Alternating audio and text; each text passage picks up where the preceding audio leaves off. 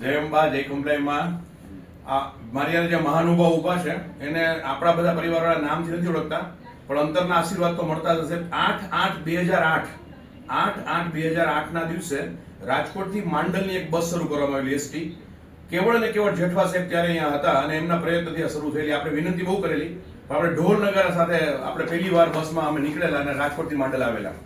આજે અમે સાહેબને રાણીપની અંદર અમદાવાદમાં છું, જીએસઆરટીસીની જે મેઇન હેડ ઓફિસમાં સાહેબ સિટી સીએમ આખા ગુજરાતના હેડ છે, અને એમને વિનંતી કરાવી છે કે ભાવનગરથી માંડલ આપણો પરિવાર બહુ જ હેરાન થાય છે, ઘણી બધી બસ બદલીને આવે છે, તો ભાવનગરથી માંડલ અને એક ભુજથી માંડલ, એટલે આપણો કચ્છનો જે આખો પરિવાર છે એ પણ આવી શકે.